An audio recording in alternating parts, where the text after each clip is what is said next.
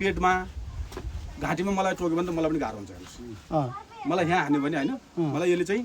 कदापि मैले चाहिँ बिहेर्ने बेलामा अहिले बिहेरेको हुन्छु है बिहेरेको बेलामा यहाँ हान्यो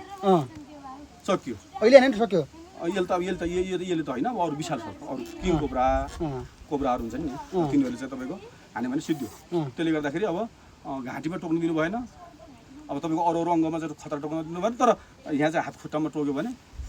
सामान्य उपचार हामीबाट हुन्छ होइन हस्पिटल जानु पर्दैन हामीलाई पर्दैन तपाईँको भनाइ के छ हामी कसैलाई सर्पले टोक्यो भने हामी हस्पिटल जाउँ कि तपाईँ जस्तै वैद्यालय खोज्न आउँ यस्तो अहिले यस्तो सिधा प्रश्न सिधा जवाब अहिले यस्तो छ म जस्तै जानेका मान्छे जडीबुटी चाहिँ खुवाएर जडीबुटी चाहिँ तपाईँको चाहिँ प्रशोधन गरेर चिनेर तपाईँको चाहिँ विज्ञ चाहिँ हुनुहुन्छ भने विश्वास गर्नुहोस् नत्र भने अहिले चाहिँ जिल्ला अस्पतालमा निःशुल्क औषधि आएको छ म त भन्छु सबै चाहिँ टोक्ने बित्तिकै चाहिँ तपाईँको खबर गरेर एम्बुलेन्स आउँछ अनि टोक्ने बित्तिकै टोक्ने पनि कुन सर्पले टोकेको हो यिनीहरूले टोकेको हो भने खतरा हुँदैन धामन होइन यस्ता यस्ता सर्प छन् धामनहरू भयो यिनीहरू चाहिँ तपाईँको अरू सर्पहरू चिन्ने बतासे होइन यो चिन्ने भने विष हुँदैन बतासे पनि हुँदैन होइन यिनीहरूमा चाहिँ हुँदैन त्यसले यिनीहरू टोकेको खतरा हुँदैन विशाल सर्प कोब्रा गोमन जस्ता कराई जस्ता सर्प चाहिँ डस्यो भने तपाईँहरू कहाँ झारफुक गर्न मान्छेलाई खोज्ने कहाँ के गर्ने सामान्य छ भने ठिक छ छैन भने तुरुन्तै तपाईँको चाहिँ अहिले जिल्ला अस्पतालमा आएर गर्न चाहन्छु जिल्ला अस्पतालमा औषधि आएको छ या CFBRमा सर्पको औषधि आएको अहिले हामी जानकारी भएको छ हामीलाई होइन हामीलाई नेपाल सरकार जानकारी गरे अनुसार अहिले चाहिँ नि सर्पले डस्यो भने तुरुन्तै कहीँ झारफुकमा नलाग्ने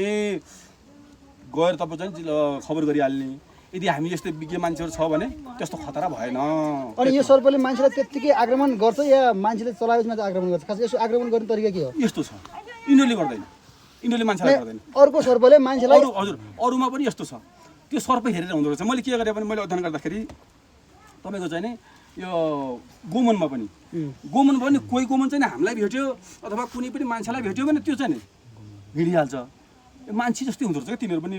दिमाग सिमाग के हुन्छ तिनीहरूको है त्यो चाहिँ हुँदो रहेछ कोही चाहिँ तपाईँको मान्छे देख्ने बित्तिकै एकदम रिसा क्या ढट्न आइहाल्ने मान्छेलाई लखेट्ने पनि देखेँ मैले चाहिँ खोजेर मलाई लखेट्या पनि त्यति बेला होइन अनि त्यो लखेट्ने त्यस्तो पनि देखियो कोही चाहिँ तपाईँको कोब्रा किङ कोब्रा जे भए पनि तपाईँको चलाउनु भएन तपाईँले केही पनि गर्नु भएन भने आफ्नो बाटो जान्छन् मान्छेलाई गर्दैन अनि मान्छेले डस्ने भनेको राति टेक्यो है सर्प त तपाईँको हिँडिरहेको छ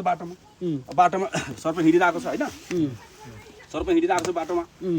तपाईँको चाहिँ सर्प यहाँ गयो होइन आउँछ नि सर्प तपाईँको यहाँ गयो ल हेर्नुहोस् अब यहाँ छ हामी दौडेर आयौँ दौडेर आएर यहाँ टेक्यौँ यहाँ टेकेपछि मात्रै उसले फर्केर तपाईँको चाहिँ डस्ने हो हजुर कहिले पनि सर्पहरूले आफै आएर तपाईँको डस्दैन आफै आएर टोक्दैन आफै टोक्दैन है हजुर अनि कोब्रा